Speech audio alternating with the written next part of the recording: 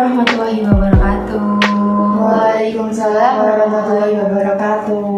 Apa kabar teman-teman? Baik. Sehat? Sehat. Nah, pasti kalian udah tahu kita akan melakukan kegiatan apa. Nah, pastinya kegiatan konseling kelompok, dan pastinya kalian di sini untuk memiliki tujuan apa, ya kan? Iya. Nah, sebelum memulai itu pasti kalian belum saling kenal, benar? Belum. Dan kalian udah kenal saya? Belum. Saya akan perkenalkan diri. Nama saya Via. Saya adalah seorang konselor atau pemimpin kegiatan ini. Nah, untuk itu kalian harus saling perkenalan dulu, biar saling akrab, biar enak, bisa saling sharing dan diskusi masing-masing. Dari sebelah kanan dulu, Mbaknya. Dimulai dari aku. Nama aku Nanda dari Fakultas FEB, jurusan Perbankan Syariah. Universitas Islam Negeri Raden Mas Said, Surakarta. Nah, untuk Mbaknya. Perkenalkan, nama saya Amel dari Prodi Perbankan Syariah Universitas Raden Mas Said, Surakarta. Berarti sama-sama anak mahasiswa Universitas Iya, Surakarta. benar. Nah, udah saling kenal, bisa kenalan, biar saling akrab. Nanda. Amel. Nah, sebelum kita memulai kegiatan ini, bisa salah satu memimpin doa dulu untuk menurut keinginan masing-masing. Anda bisa memimpin doa? Untuk mengawali kegiatan kita pada siang hari ini, berdoa mulai. Berdoa selesai. Amin, terima kasih teman-teman. Nah, sebelum itu saya akan menjelaskan terkait tentang konseling kelompok ini kayak gimana. Ya kan, biar kalian tuh lebih tahu, oh ternyata konseling kelompok tuh kayak gini, tujuannya untuk apa, dan ada asas-asasnya gitu. Nah, konseling kelompok itu adalah layanan konseling yang diberikan kepada sejumlah konseli. Jadi konseling itu seperti klien gitu. Dalam suasana kelompok seperti kita ini, lebih dari 2 orang, dengan memanfaatkan dinamika kelompok. Nah, untuk saling belajar dan berbagi dari pengalaman atau berbagi sharing-sharing tentang masalah para anggota, para kalian gini, sehingga kalian dapat mengatasi permasalahan itu. Nah, tujuannya sendiri itu memfasilitasi konseling untuk melakukan perubahan, terus mengkonstruksi pikiran, bisa saling sharing, terus diskusi, saling tahu pengalaman masing-masing, dan bisa memecahkan masalah bersama-sama. Nah, tidak hanya tujuan dari itu, konseling kelompok ini ada asas-asasnya juga, teman-teman. Asas-asasnya itu ada asas kerahasiaan. Nah, asas kerahasiaan itu kalian tuh harus bisa menjaga rahasia teman kalian. Tidak boleh menceritakan masalah teman-teman kalian yang dalam forum ini di luar forum kegiatan konseling kelompok ini. Untuk asas kesukarelaaan, nah kalian tuh bisa menceritakan sukarela, tidak ada paksaan gitu. Jika itu menurut teman-teman tuh privacy, jangan ceritakan. Kalau untuk berkaitan untuk diselesaikan gak apa-apa, jadi nggak usah sungkan gitu.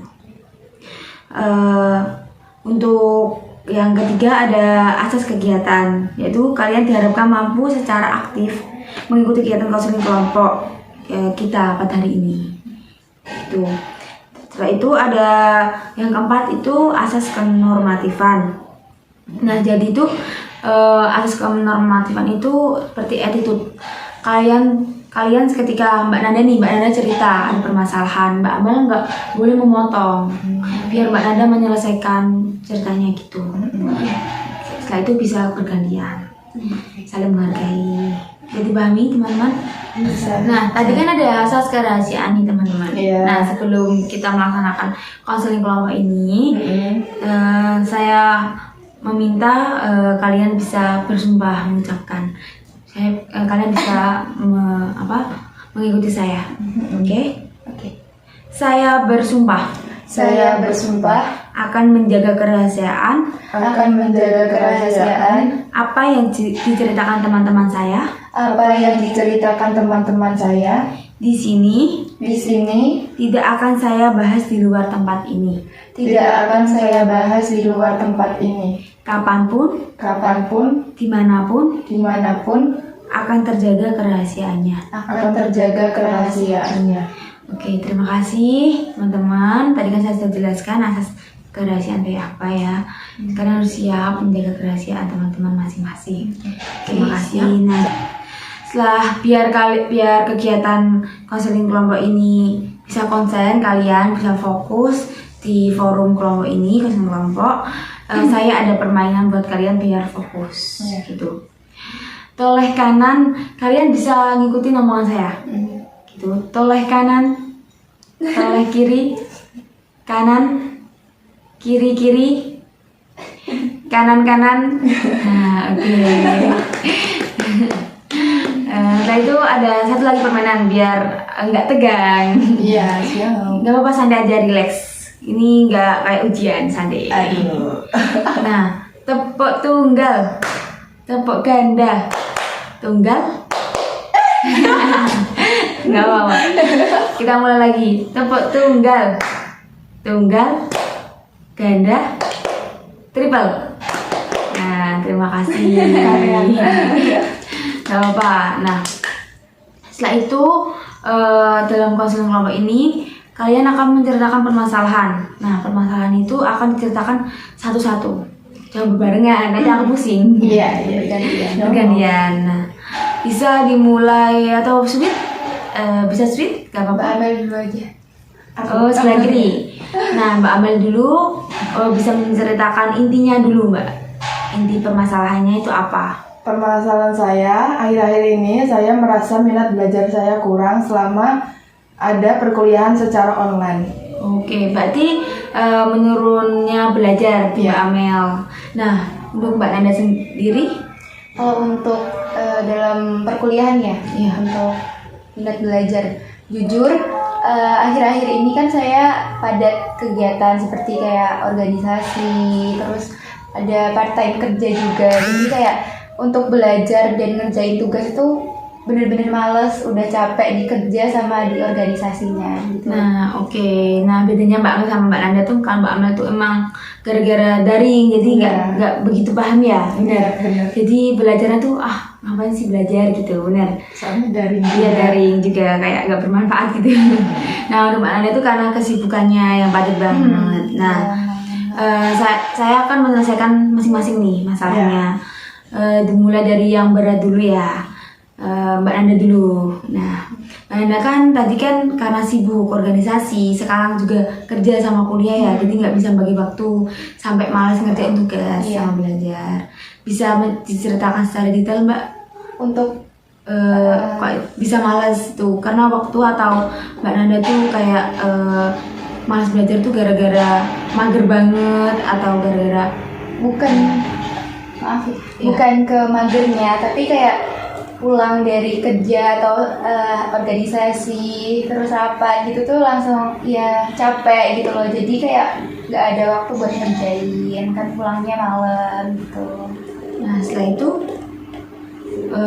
maksudnya tuh mau ngerjain tugasnya tuh selama ini telat atau emang tepat waktu gitu, tepat waktu? Iya, kalau telat sih alhamdulillah nggak pernah telat gitu ya, tapi kalau mepet deadline ya iya gitu loh, kayak deadline-nya sekarang yang ngerjainnya sekarang gitu, jadi kayak numpuk banget gitu tugas-tugasnya, jadi ya males juga gitu buat ngerjain. Oh, berarti untuk Mbak Anda tuh lebih ke ngerjain tugas, jadi belajarnya jarang juga belajar. karena sibuk banget. Iya. Nah, setelah itu menurut Mbak Amel nih, solusi teringan buat Mbak Nanda. Menurut saya, solusi untuk permasalahan Mbak Nanda ini harus pintar-pintar membagi waktu dalam bekerja, organisasi, dan untuk mengerjakan tugas perkuliahan. Harus pintar-pintar. Oh, jadi bisa meminimalisir waktu gitu ya? Iya. Kita memanfaatkan waktu. Iya, benar. Bener banget kata Mbak Amel. Nah, Mbak Nanda tuh harus bisa banget kayak kalau waktunya kerja. Nah, untuk kerjanya berapa jam Mbak? Boleh tahu? 6 jam. 6 jam. Nah, itu setiap hari? Kalau minggu libur. Libur. Kuliahnya, liburnya? Kan kuliah kita Senin Selasa. Oh, Jadi jadi... kan padat banget gitu Oh. tugasnya padat banget. Oke, nah mungkin pas hari Minggu itu Mbak Anda bisa menyelesaikan tugas semua. Emang sih nggak bisa karena capek juga. Ya, tapi bisa benar-benar pinter-pinter membagi waktu dan harus bisa mana yang didahuluin, ngerjain yang mana dulu gitu. Kalau oke kan kita masih muda ya, main perlu. Membagi waktu tuh buat main juga susah banget. Jadi Mbak Nanda tuh harus bisa bener-bener tugas aku banyak karena ngerjain tugas dulu, terus mainnya besok lah, nggak apa-apa gitu. Jadi untuk Mbak Nanda harus bisa membagi waktu tuh pinter-pinter banget gitu. Mungkin Mbak Nanda bisa melakukan hal apa namanya tuh jadwal di HP-nya atau di buku, di papan mading. Mbak Nanda ngekos kan? Iya. Ya benar ngekos papan mading gitu. Jam segini aku harus segini, jam segini harus segini gitu, biar lebih teratur hidupnya gitu kan. Nah setelah itu dari Mbak Amel sendiri bisa cerita secara detail Mbak? Secara detail. Ya itu permasalahannya karena belajarnya masih daring, jadi kayak males juga untuk menyatat materi aja kayak ngerasa males gitu loh. Kalau offline kan kita apapun yang dibicarakan sama dosen tuh kita bisa menyatat. Kalau daring tuh rasa malesnya tuh nambah bertingkat, kayak ngapain nyatet, soalnya nanti juga dosennya ngirim gitu. Jadi kayak nggak ada PT-nya. effort, Nggak ada effort belajar tinggi. Iya sih benar, karena udah terbiasa pikiran rebahan terus gitu, benar. Iya sih, paham. Nah, untuk Mbak Nanda solusi buat Mbak Amel sendiri nih gimana? Kalau menurut aku sih gini, harus open minded nggak sih?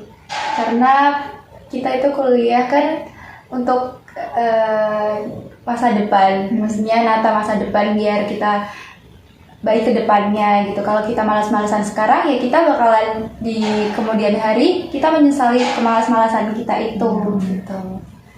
Iya sih, benar. Jadi benar kata Mbak Nanda. Jadi kita tuh harus pinter-pinter banget kayak waktunya belajar, waktunya kuliah, dan waktunya leha-leha juga leha-leha gitu. Dan kita harus berpikir ke depan. Nanti aku mau jadi apa sih depannya? Kalau aku Target. bener ada target gitu. Ntar kayak bisa apa ya? Kita tuh oh ya kuliah gini tuh bisa membuat diri aku kayak gimana ya, termotivasi kayak gimana gitu. Jadi lebih memiliki motivasi gitu. Mbak Amel punya tokoh gitu yang bisa memotivasi Mbak Amel gitu. Ada bisa kayak Orang tua. oke sih bisa kayak Mbak Amel bisa, Iya, bisa. Mbak Amel bisa mikir orang tua aku udah susah payah bekerja, masa aku kayak gini mas-masan. Lebih apa ya effortnya gitu, lebih bermindset ayo aku harus semangat. Dan saran aku sih kalau mencari semangat mungkin Mbak Amel bisa mencari semangat sendiri kayak nelfon orang tua biar lebih semangat, atau punya pacar atau gimana gitu, nggak apa-apa, bisa lebih aku harus semangat Iya. gitu. Nah jadi untuk penyelesaiannya Mbak Nanda tuh harus benar-benar membagi waktu, bisa membuat kayak plan-plan gitu, tulisan, jadwal biar tertata. Nah untuk Mbak Amel harus lebih punya motivasi hidup, punya rasa semangat yang tinggi, terus mengingat hal-hal apa yang harus dipikirkan, lebih baik kayak gini, jangan sampai kayak gini nanti belakangnya kayak gini, ke depannya kayak gini. Berpikir lebih jauh gitu. Nah tadi kan Mbak Amel dan Mbak Nanda menceritakan dan sharing, berdiskusi sampai bisa mendapat jawaban masing-masing. Nah saya akhiri dan terima kasih banget sudah datang di kegiatan konseling kelompok ini. Nanti kalau memang Mbak Nanda Kak sama Mbak Amel kurang puas, kita bisa lain waktu berdiskusi kayak gini, konseling kelompok. Oke, siap? Siap. Udah punya nomor saya kan? Nanti bisa hubungi Udah. masing-masing. Oke, terima kasih ya teman-teman. Iya. Nah, untuk mengakhiri kegiatan ini bisa kita nanti dengan berdoa, mengakhiri dengan berdoa juga. Iya. Bisa tadi kan sudah Mbak Nanda, hari ini juga dari Mbak Amel bisa berdoa. Untuk mengakhiri kegiatan hari ini, berdoa mulai. Selesai. Ya, terima kasih teman-teman, sampai jumpa di lain waktu. Nanti kalian bisa jadi teman di luar. Terima kasih ya, see you.